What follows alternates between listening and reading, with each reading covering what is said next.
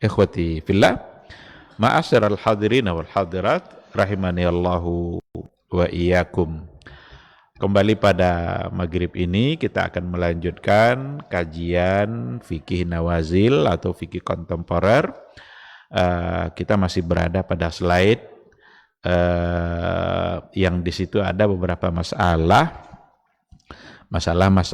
kontemporer yang perlu kita lihat dan perlu kita ketahui hukumnya, karena memang ini bersinggungan secara langsung dalam kehidupan kita. Kita baru membahas 5 persoalan ya.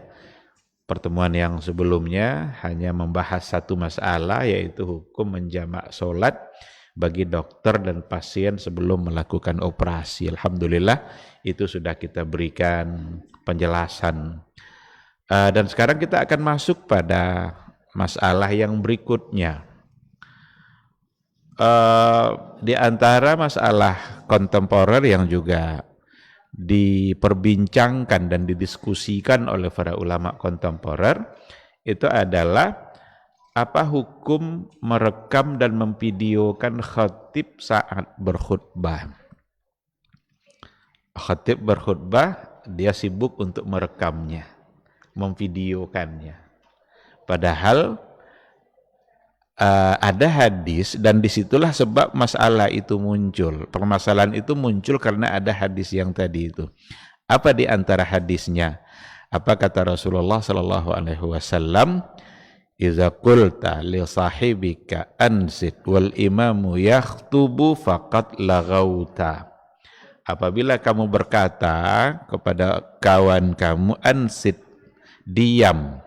Kita suruh dia diam, padahal wal imamu yakhtubu, sedangkan khatib sedang berkhutbah.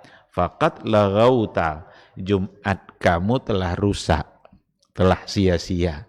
Padahal itu sekedar mengucapkan ansit atau gitu saja. Itu bisa membuat Jumat menjadi rusak. Ada lagi di antara hadis di mana yang di antara bentuk yang akan bisa merusak dan mengganggu prosesi Jumat kita, itu dalam hadis itu dikatakan ketika dia sibuk untuk memindahkan kerikil. Sibuk memindahkan batu dari satu tempat, kerikil itu dipindahkan ke tempat yang lain. Itu saja, kata Rasul, itu bisa merusak atau mengganggu konsentrasi dia pada saat khatib menyampaikan khutbahnya. Jadi dikarenakan oleh adanya hadis itu, maka muncullah masalah yang tadi itu. Tapi memang sebelum kita masuk kepada masalah baru ini, ada beberapa hal yang memang yang perlu untuk kita pahami dari hadis yang tadi itu.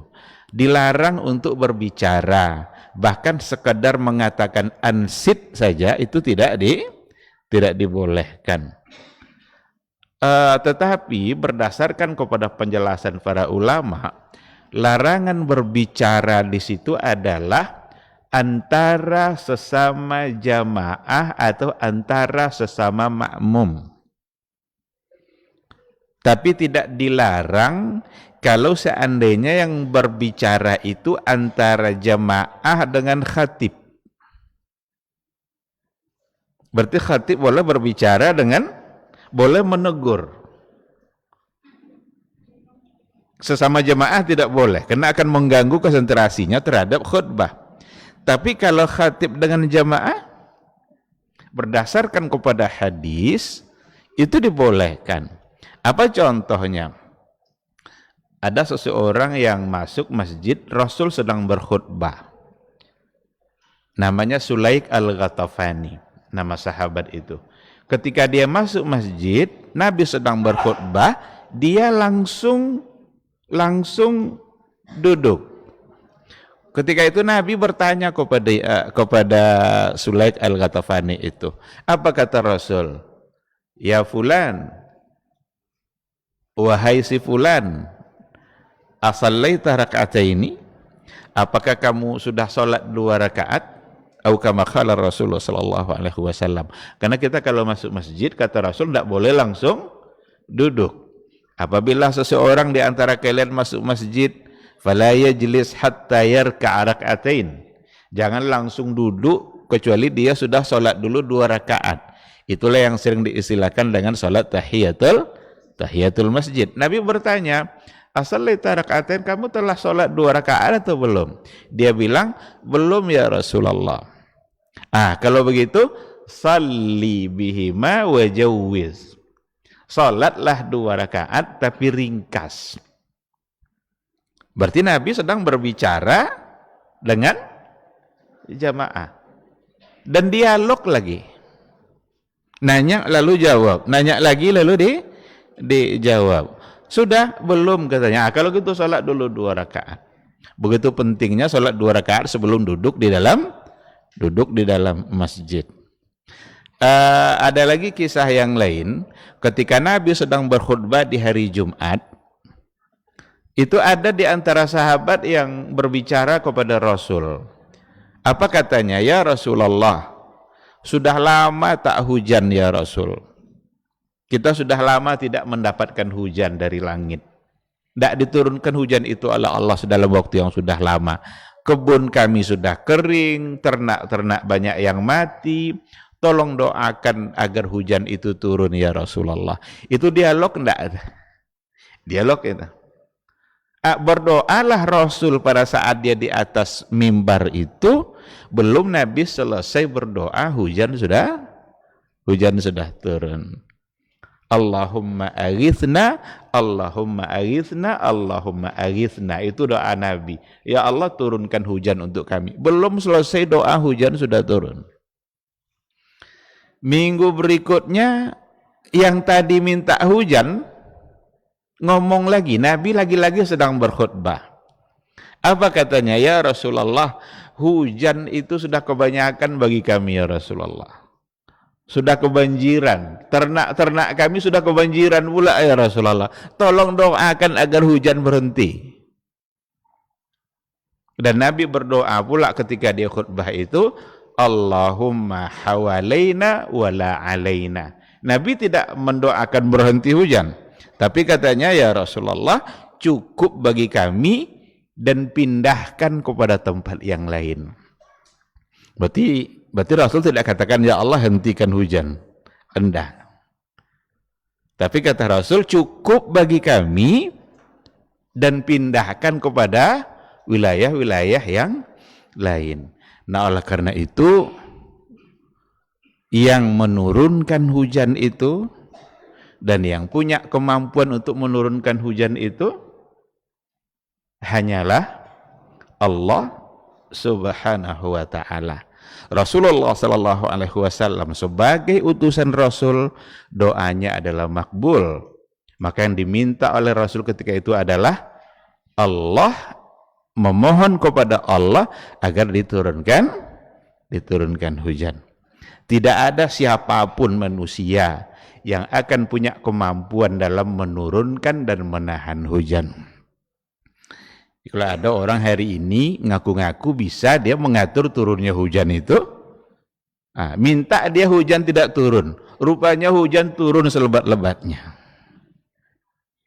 Karena itu nanti akan menjadi satu perbuatan syirik karena sudah meminta kepada selain Allah Subhanahu wa ta'ala. Nah, intinya dari 2 contoh tadi bahwa Nabi berdialog dengan jamaah, dengan makmum, padahal dia sedang berkhutbah. Oleh karena itu, kata para ulama, yang dilarang tadi itu adalah kalau sesama makmum, sesama jemaah, ngobrol dia berdua. Karena saat zaman kita sekarang ini, banyak sekali hal-hal yang sederhana yang sudah tidak dipahami. Padahal masalahnya sangat sederhana, tapi tidak dipahami. Apa memang tidak pernah mendapatkan penjelasan atau tidak mau mengamalkannya? Apa contohnya? Khatib sudah mulai berbicara, dia masih saja buka-buka HP-nya. Pernah tidak kita melihat itu? Banyak sekali. Khatib sudah mulai, tapi dia masih aja sibuk dengan entah membaca WA, entah membaca Facebook, entah apa yang dia lihat. Kalaulah memindahkan batu saja, pindah dari sini ke sini, itu kata Rasul sudah bisa merusak Jumatnya. Tapi bukan berarti membatalkan. Karena kalau Jumat batal berarti dia wajib zuhur. Kalau Jumat sudah batal. Tetapi rusak itu lagha itu ya bisa pahalanya mungkin yang sudah terkikis. Bisa saja satu ibadah itu tetap dihukumkan sah, tapi pahalanya kosong. Tentu akan sia-sia amalan kita kalau pahalanya kosong, walaupun bukan dan tidak masuk ke dalam hal yang membatalkan. Tapi ketika dikatakan oleh Rasul faqat laghauta, maka Jumat kamu telah lagha atau telah rusak. Ada satu hal yang barangkali juga perlu kita pahami bersama. Tapi ini saya tidak mengatakan hukum langsung salah ya. Cuma kita sekedar kita berpikir untuk memahami apa yang ada pada hadis tadi itu. Larangan untuk melakukan sesuatu yang bisa merusak Jumat kita. Nanti kita nilai sendiri. Apa contoh yang saya maksud? Bagaimana dengan menjalankan kotak impak pada saat khutbahmu dimulai? Kadang belum pula dimulai kotak impak itu berjalan kecuali khatib sudah memulai. Saya mohon maaf ya, saya tidak mengatakan itu langsung salah itu. Cuma saya ingin mengajak kita untuk berpikir saja. Kalau memindahkan batu, berapa jarak batu? Kecil pula tuh pindah ke sini. Itu bisa merusak Jumat. Sekarang tidak pula satu kotak itu. Kotak pertama TPA. Keluarkan dulu dompetnya, pilih. Lewat lagi kotak kedua untuk masjid. Lewat lagi kotak ketiga untuk anak yatim. Yang keempat untuk sosial. Kira-kira bisa enggak itu mengganggu konsentrasi kita dalam menyimak khutbah? Saya ingin mengajak kita berpikir, kalau memang itu bisa, kenapa kita tidak rubah polanya? Di masjid, di komplek saya tinggal, kebetulan ketuanya saya bisa ambil keputusan. Saya bilang tidak ada kotak impak yang berjalan. Lalu kami ambil satu keputusan, kotak impak itu diletakkan di setiap pintu masjid. Letakkan kotak impak itu, ada berapa pintu kotak impak itu, diletakkan di situ, di pintu-pintu masjid. Kalau ada orang yang mau berinfak, saat masuk di masjid, dia akan masukkan uang itu, lalu ia masuk kepada saf untuk sholat sunat, kemudian bersiap-siap untuk mendengar khutbah. Untuk apa tujuannya saya ambil kebijakan seperti itu? Untuk mengamalkan hadis yang tadi itu. Karena memindahkan batu saja dilarang oleh Rasul. Ini enggak, keluarkan dulu dompetnya, pilih-pilih pula dulu. Kadang pilih pula mana yang kecil. Untuk dimasukkan. Itu jangan-jangan itu nanti bisa merusak khutbah. Nah, jadi dikarenakan oleh ada hadis-hadis atau riwayat yang tadi itulah muncul masalah yang tadi. Bagaimana dengan merekam atau memvideokan khatib? Nanti dia akan tegakkan alat ini, kemudian juga barangkali dia akan sibuk dengan urusan rekamannya. Bisa juga nanti dia akan konsentrasinya bisa ada, tapi ketika ada yang bermasalah nanti di layar itu dia akan utak-atik gitu. Karena mungkin berhenti, dia perlu ada yang dipencet-pencet. Dan itu menjadi bagian dari masalah yang dibahas oleh para ulama kontemporer. Dalam hal ini kebanyakan di antara ulama kontemporer itu seperti yang disampaikan oleh lembaga fatwa dan riset ilmu pengetahuan yang di Arab Saudi, itu dengan melihat fungsi yang akan didapatkan, dengan melihat fungsi yang akan didapatkan dari rekaman-rekaman itu, maka tidak terlarang, tidak masuk ke dalam sesuatu yang dilarang yang membuat khutbah menjadi lagha. Tapi dengan catatan yang merekam tidak sibuk ngobrol dengan yang sesama merekam. Kalau enggak nanti ini kabel saya masalah, pinjam kabel kamu katanya. Dia berdua yang asik ngobrol. Itu enggak boleh. Jadi dia harus fokus pada rekamannya, karena sambil merekam itu dia bisa melihat.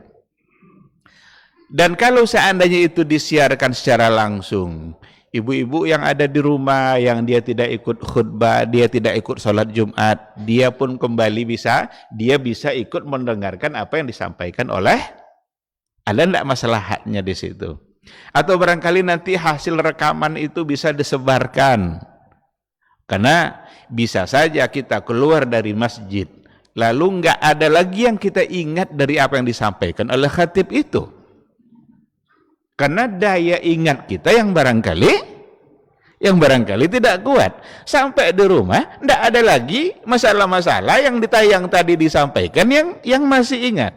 Tapi ketika ada rekaman dan itu kita bisa kembali kepada rekaman itu.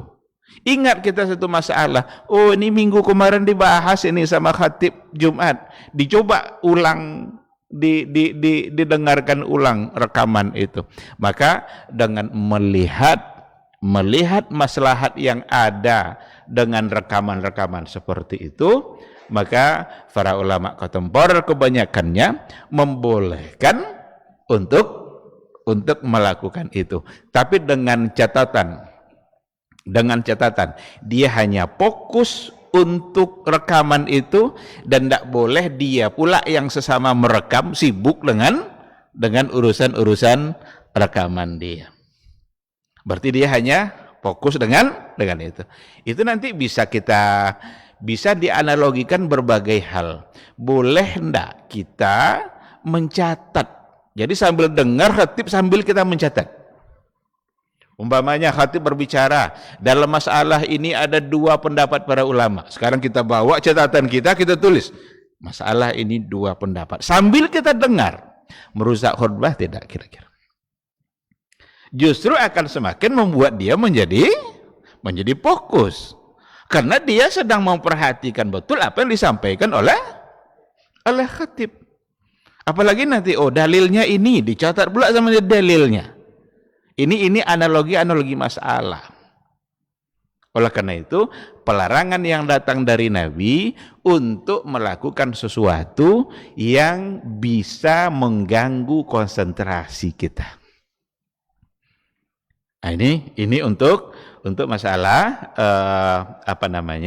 masalah boleh atau tidak merekam dan memvideokan khatib. Dan trennya zaman sekarang memang rata-rata di masjid-masjid, apalagi masjid-masjid besar, itu khutbah sudah didokumentasikan. Ya kalau masjid-masjid kecil atau masjid-masjid yang biasa barangkali mungkin belum sampai pikirannya ke sana. Tapi masjid-masjid sekarang ini karena media sosial ini memang berpengaruh dalam persoalan dakwah. Media sosial ini kalau dimanfaatkan untuk yang baik, banyak sekali positifnya. Berapa banyak kita bisa mendapatkan ilmu dan mendengarkan pencerahan-pencerahan agama atau tausiah melalui media sosial. Barangkali ada di antara jamaah kita yang hadir terus dalam kajian maghrib, kajian zuhur di Nurul Yakin umpamanya. Tapi sekali itu dia ada urusan tidak bisa hadir. Tapi dia tetap bisa mendapatkan ilmu yang ketika dia tidak hadir itu. Oleh karena itu, metode dakwah itu kan sangat berkembang. Media-media yang ada itu sudah sangat berkembang. Dan kalau seandainya kita gunakan untuk hal-hal yang baik, maka kita akan mendapatkan banyak sekali hal-hal positif. Tapi kalau digunakan untuk hal-hal yang negatif, hal-hal yang salah, berapa banyak juga penyimpangan-penyimpangan yang terjadi dikarenakan oleh media sosial. Ada penipuan-penipuan macam-macam yang terjadi di media sosial. Nah, oleh karena itu menggunakannya untuk merekam dan memvideokan, dan dengan catatan dia fokus untuk memvideokan itu, maka kebanyakan ulama kontemporer mengatakan itu tidak masalah, bahkan ada kemaslahatan yang luar biasa. Itu masalah pertama. Yang kedua, masih berhubungan sama khatib. Apa masalahnya? Hukum menerjemahkan khatib saat khutbah. Kalau di kita barangkali tak terbayang oleh kita masalah ini. Kenapa? Karena yang khutbah menggunakan bahasa yang kita pahami. Tapi bagaimana nanti satu saat kalau seandainya umpamanya Nurul Yakin, masjid kita Nurul Yakin, kedatangan khatib dari luar negeri, lalu dia yang ngomong menjadi khatib pada hari Jumat, boleh tidak diterjemahkan? Menterjemahkan khatib saat berkhutbah. Itu rupanya juga sudah menjadi masalah. Masalah maksudnya itu masalah kontemporer yang oleh para ulama-ulama kontemporer membahasnya, memberikan penjelasan, sehingga kita akan tahu jawabannya kalau kita baca pandangan-pandangan mereka dalam masalah ini. Kan ada ayat bahwa sesungguhnya setiap rasul itu diutus oleh Allah bilisani qaumi, dengan bahasa kaumnya. Untuk apa tujuannya? Liyubayyina lahum, supaya nabi itu bisa menyampaikan pesan-pesan agama. Nah, jadi bilisani qaumin. Dan khutbah Jumat itu apa tujuannya? Tujuannya adalah untuk menyampaikan pesan-pesan agama yang ada dalam Al-Quran dan yang ada dalam hadis Rasul. Sekarang khutbahlah setengah jam orang pakai bahasa Arab, yang di bawah tidak ada yang paham sama sekali. Ada ilmu tidak yang bisa dia bawa? Tidak ada. Dia hanya sekedar menyelesaikan prosesi Jumatnya saja, ada khutbah lalu ada sholat, tapi apa pesan agama yang bisa dia dapatkan kalau dia tidak ada yang mengerti? Tidak ada, berarti tidak sampai tujuannya. Nah, oleh karena itu, kalau seandainya memang tujuannya untuk memberikan pesan agama, dan pesan agama itu hanya dipahami nanti melalui terjemahan tadi, kalau memang itu yang bisa mendatangkan manfaatnya, berarti terjemah itu sebagai wasilah untuk memberikan kebaikan. Oleh karena itu, sesuatu wasilah yang akan mendatangkan, yang menggiring kita kepada satu kebaikan, maka wasilah itu menjadi dibolehkan. Sebagaimana kalau seandainya ada wasilah yang menggiring kita kepada perbuatan dosa, maka wasilah itu akan menjadi haram. Jadi dalam kaidahnya dikatakan ma yufdi ila haramin fahuwa haram. Sesuatu yang menggiring kepada hal yang terlarang, maka hukumnya haram. Tapi kebalikannya berlaku, ma yufdi ila halalin fahuwa halal. Sesuatu yang menggiring kepada hal-hal yang halal dan baik, maka hukumnya juga menjadi boleh dan dihalalkan. Itulah sebabnya di Masjidil Haram, kalau kita sekarang sholat Jumat di Masjidil Haram, itu kan akan ada namanya terjemah fauriyah. Terjemah fauriyah itu terjemah spontan. Jadi khatib bicara, apa yang dibicarakan oleh khatib itu diterjemahkan secara langsung ke dalam berbagai bahasa. Jadi disediakan itu headset ya, yang untuk di telinga itu. Kalau kita pasangkan ke telinga kita, maka kita akan dengar terjemah tadi itu. Orang Filipina umpamanya akan ada yang menerjemahkannya dalam bahasa Filipina. Orang Amerika akan ada yang menerjemahkannya ke dalam bahasa Inggris. Sudah ada terjemah ke dalam berbagai bahasa. Jadi kalau ingin mengerti, minta saja alat itu. Minta alat untuk mendengarkan. Jadi saat Syekh Sudais umpamanya, saat dia berkhutbah, apa yang disampaikannya langsung diterjemahkan secara spontan oleh mutarjimnya. Apakah itu mengganggu khutbah di Jumat dia? Karena tadi dikatakan nggak boleh sibuk, nggak boleh memindahkan batu, nggak boleh ngomong. Dia bukan ngomong sama siapa-siapa. Dia bukan menyibukkan waktunya dan berbicara dengan orang yang di sampingnya. Justru dengan mendengarkan lalu menterjemah, itu akan lebih fokus ketimbang sekedar mendengar tapi tidak tujuan menterjemah.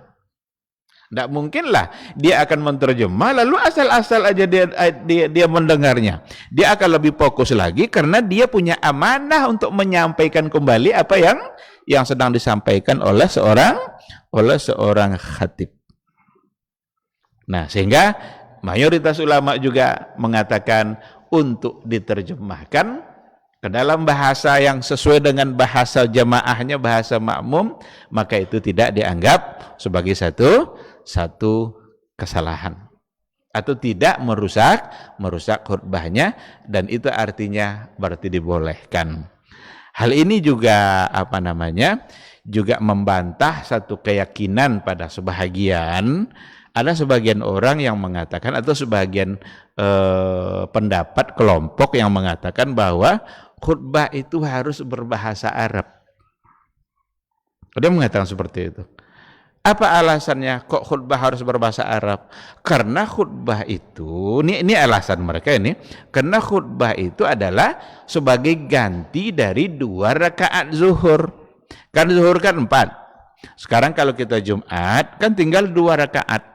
Tapi sebelumnya ada khutbah. Maka bagi kelompok tadi itu, khutbah itu merupakan ganti dari 2 rakaat zuhur.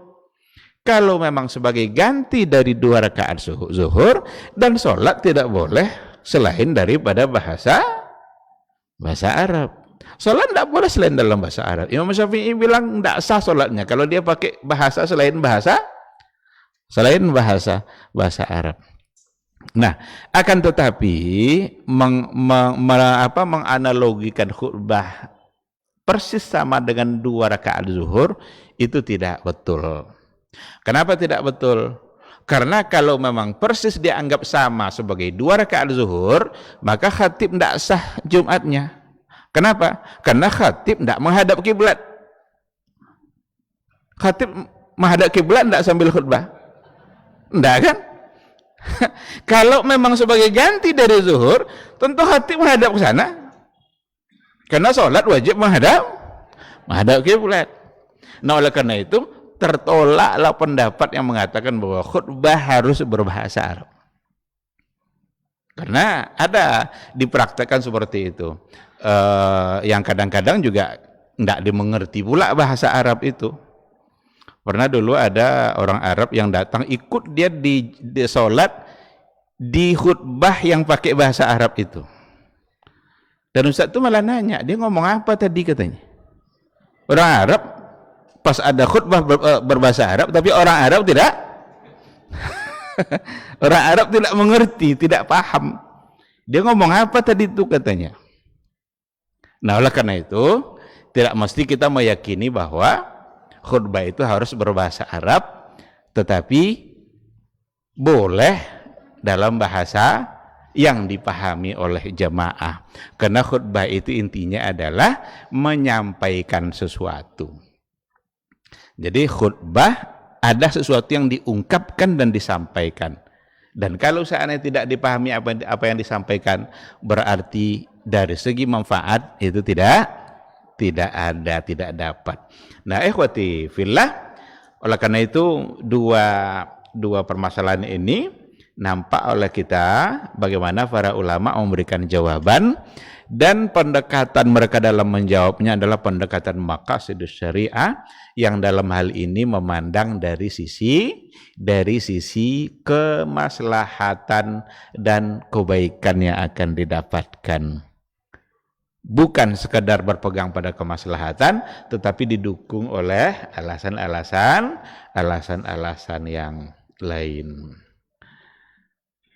Baik, masalah yang berikutnya, boleh enggak menggunakan obat semprot asma saat berpuasa.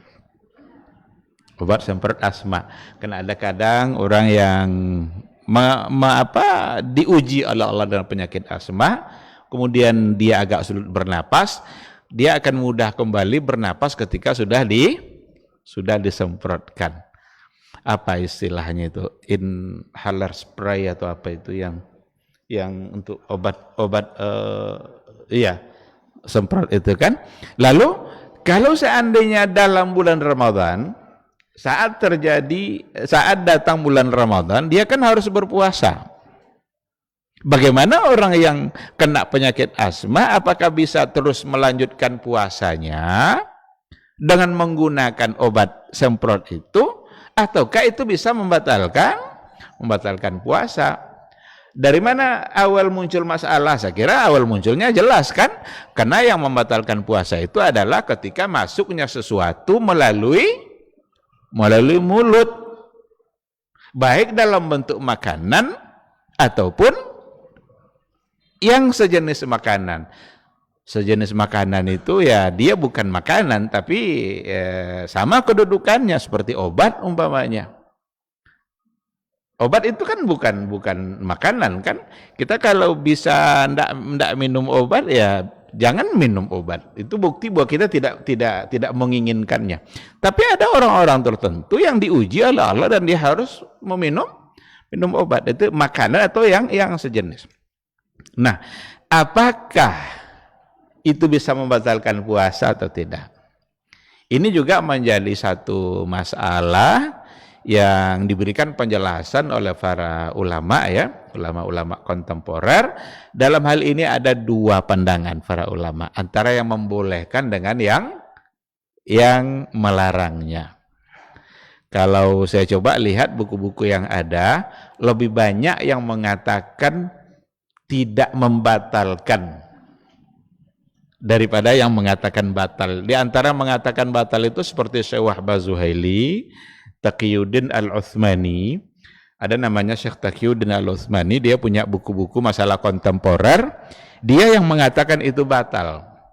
Karena katanya, apa yang disemprotkan ke dalam mulut itu, walaupun dia bukan dalam bentuk makanan, tetapi dia disemprotkan secara sengaja melalui mulut. Dibantah oleh kelompok yang membolehkan. Dia sekedar disemprotkan dan hanya sampai ke mulut. Hanya sampai di mulut saja. Kalaupun masuk itu tidak ke lambung tapi ke paru-paru katanya. Wallahu alam, barangkali dokter yang bisa memberikan penjelasan lebih rinci itu. Kalau saya tidak begitu rinci saya untuk menjelaskan itu. Saya hanya membaca apa yang menjadi pandangan yang membolehkan itu. Jadi katanya yang masuk itu kadarnya sangat sedikit, itu pun tidak ke lambung tapi ke paru-paru. Dan dianalogikan dengan siwak. Kita kalau bersiwak, ada enggak kira-kira sesuatu yang terasa oleh kita dan mungkin masuk dia ke dalam siwak? Ada kan, ada rasa kan, dan masuk, tapi kadarnya sangat sedikit. Di hadis dikatakan bahwa Rasulullah Shallallahu Alaihi Wasallam, sesuatu di antara yang disukai oleh Nabi itu adalah siwak, dan dia tetap bersiwak pada saat dia berpuasa. Ada juga yang menganalogikannya dengan berkumur-kumur. Kumur-kumur juga ada air dalam mulut kita, tapi tidak masuk, cuma ada kadar sedikit. Apa bukti ada kadar yang masuk itu? Kalau kita ambil air 1 gelas untuk berkumur-kumur, lalu kita masukkan kembali air itu ke dalam gelas itu, sama enggak jumlahnya? Kalau enggak sama berarti ada yang berkurang kan? Jadi coba buktikan nanti, ambil air, ukur air yang kita masukkan ke mulut itu, umpamanya 1/2 gelas, masukkan ke mulut, kumur-kumur, lalu masukkan lagi ke dalam gelas. Persis tidak sama ukuran air yang keluar dengan yang masuk. Kalau tidak, itu artinya ada air Nah, jadi ini analogi-analogi oleh kelompok yang mengatakan tidak batal. Ya seperti juga dari lembaga fatwa yang ada di Arab Saudi. Kalau nggak salah lembaga fatwa yang ada di Kuwait, lembaga fatwa kan masing-masing negara mereka punya lembaga fatwa gitu ya. Kayak di Indonesia kan ada juga lembaga fatwa itu dari MUI biasanya. Kalau untuk hukum itu dari MUI secara umum, tapi kalau untuk ekonomi itu dari DSN, Dewan Syariah Nasional yang itu juga bagian dari MUI. Nah, oleh karena itu di hadapan masalah ini ada dua pendapat antara jumhur ulama yang mengatakan itu tidak membatalkan. Kalau memang tidak membatalkan, berarti dibolehkan untuk semprot asma, menggunakan obat semprot asma bagi mereka yang kena penyakit itu, sehingga dia tidak, dan puasanya tidak batal. Tapi kalau ingin mengambil kehati-hatian, kan kita ingin mengambil kehati-hatian nih dalam beribadah ini. Seandainya kita kedepankan pendapat kedua, seperti yang dikatakan oleh Syekh Wahbah Zuhaili, karena menurut beliau, walaupun kadarnya sedikit, tapi yang penting ada yang masuk. Persoalannya bukan banyak atau sedikitnya, tapi ada yang masuk, sehingga puasa menjadi batal. Maka dia memilih untuk mengatakan obat semprot itu bisa membatalkan puasa. Untuk kehati-hatian kita dalam beribadah, ya barangkali kita bisa mengedepankan apa yang dikatakan oleh Syekh Wahbah Az-Zuhaili. Nah, ini masalah yang ketiga yang mudah-mudahan kita bisa memahaminya. Yang keempat, ini zakat saham dan obligasi. Saham dan obligasi. Kalau obligasi itu surat-surat utang ya. Dia beda sama saham. Kalau pemilik obligasi dia tidak memiliki perusahaan itu kan, dia tidak menanggung risiko apapun yang dihadapi oleh perusahaan. Mau rugi mau untung, yang jelas dia mendapatkan keuntungan yang sudah disepakati di awal. Tapi kalau pemilik saham tentu dia yang memiliki perusahaan. Dan ini sangat berkembang. Ada orang punya saham sampai miliaran dalam sebuah usaha. Nanti dia akan mendapatkan keuntungan dari investasi tadi itu, dia akan mendapatkan keuntungan. Sekarang pertanyaannya, apakah itu harus dizakatkan dan bagaimana cara untuk mengeluarkan zakat saham dan zakat obligasi itu? Ini sudah sangat banyak sekali, dan barangkali kita juga sudah pernah mendengarkan penjelasan dalam masalah ini, karena ini masalah tidak terlalu baru, sudah cukup lama, tapi perlu kita ulang-ulang dan kita coba untuk ingat kembali. Seperti yang pernah diberikan penjelasan oleh Syekh Yusuf Qaradawi atau Didin Hafizuddin yang konsen dia di bidang zakat itu, yang kalau di Indonesia dia cukup pantas untuk menjadi rujukan dalam persoalan zakat.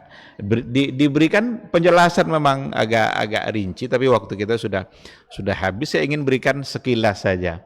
Saham itu nanti akan ada dua kemungkinan. Ada saham yang digunakan untuk sesuatu yang bersifat perdagangan, tapi ada saham yang nanti bukan untuk perdagangan, tapi sifatnya untuk industri, bangun hotel, bangun apa, itu berbeda. Kalau seandainya saham itu untuk perdagangan, berarti nanti dia kembalinya kepada zakat perdagangan, ekspor, impor dan lain sebagainya. Ada modal bersama lalu diperdagangkan, berarti itu zakat perdagangan. Tapi kalau seandainya bukan dalam bentuk perdagangan, ada 5 orang kumpul duit masing-masing 5 miliar, bangun satu hotel Islami umpamanya, kan mendatangkan hasil. Saham yang dibangunkan untuk hotel itu tidak ada zakatnya. Tetapi apa yang dihasilkan nanti Apa yang dihasilkan dari saham itu berarti menjadi uang. Uang ini bagi mereka pemilik saham berarti masuk ke dalam zakat uang dan akan digabungkan nanti kepada uang-uang yang lain yang dia miliki yang dalam bentuk usaha yang lain. Jadi beda itu. Jadi kalau saham untuk perdagangan, maka ada dalam fikih itu zakat urudut tijarah, memang zakat perdagangan gitu. Modalnya berapa, untungnya berapa. Dan ada dua kemungkinan cara nanti. Bisa dikeluarkan oleh masing-masing sesuai dengan saham yang dia punya setelah dia mendapatkan, atau dikeluarkan oleh manajemennya secara umum. Umpamanya untungnya 5 miliar, langsung dari 5 miliar itu dikeluarkan. Sebaiknya memang bagi mereka pemilik saham, jika memang mereka muslim semua, harus ada kesepakatan di awal kapan zakatnya harus dikeluarkan. Kalau sudah dikeluarkan oleh manajemennya, berarti dia pribadi tidak lagi harus mengeluarkan. Atau tidak diatur persoalan zakat dalam manajemen, tapi akan mereka bagi keuntungan itu sesuai dengan saham, maka itu akan menjadi masing-masing mereka harus mengeluarkan zakat. Itu sekilas tentang persoalan saham. Sedangkan obligasi ini adalah sebagai bentuk surat hutang yang kebanyakan adalah dengan menggunakan sistem riba. Maka banyak di antara ulama harta riba tidak masuk ke dalam persoalan zakat, karena zakat yang dikeluarkan adalah harta yang halal, harta yang suci. Kalau seandainya dia dari riba, berarti dia bukan dari harta yang suci. Tapi modal hutang yang dia berikan itu kan uang halal dia. Itu wajib dizakatkan. Tapi hasil riba tadi itu tidak. Ada juga yang sebagian kecil diantaranya, seandainya nanti obligasi tidak dikenakan zakat, jangan-jangan karena iman semakin kurang, orang lebih memilih obligasi daripada saham. Karena tidak kena zakat. Sehingga menurut sebagian kecil, walaupun dari uang riba, tetap dikeluarkan zakatnya. Ini sekilas, mohon maaf karena waktu kita sudah habis. Ada empat masalah ya yang kita bahas pada malam hari ini. Mudah-mudahan menjadi ilmu bagi kita, dan semoga Allah Subhanahu wa taala selalu membuka hati kita untuk menambah ilmu dan memberikan semangat tetap untuk istiqamah di atas ilmu yang ada. Amin amin ya rabbal alamin. Terima kasih. Mohon maaf. Subhanakallahumma bihamdika asyhadu an la ilaha illa anta astaghfiruka wa atubu ilaik. Wassalamualaikum warahmatullahi wabarakatuh. Ketahuilah bahwa ketika kita mengikuti sebuah majelis ilmu, itu sesungguhnya Allah sedang memberikan kepada kita sekian banyak fadilah dan keutamaannya. Karena sungguh sangat mulia orang-orang yang berada di majelis ilmu. Orang-orang yang berada di majelis ilmu adalah orang-orang yang akan dimudahkan baginya jalan menuju surga Allah. Dalam hadis dikatakan oleh Rasulullah sallallahu alaihi wasallam, "Man salaka tariqan yaltamisu fihi ilman, sahalallahu lahu tariqan ilal jannah." Barang siapa yang menempuh satu jalan di mana tujuannya adalah untuk mendapatkan ilmu, maka Allah akan mudahkan baginya jalan menuju surga. Surga itu perlu iman, dan mendapatkan surga itu perlu ilmu. Maka di majelis ilmu lah kita bisa menumbuhkan iman kita, dan di majelis ilmu lah kita bisa mendapatkan ilmu pengetahuan. Maka sering-seringlah menghadiri majelis yang bisa menambah iman kita dan juga bisa menambah ilmu, agar surga Allah itu benar-benar semakin dekat dengan kita bersama.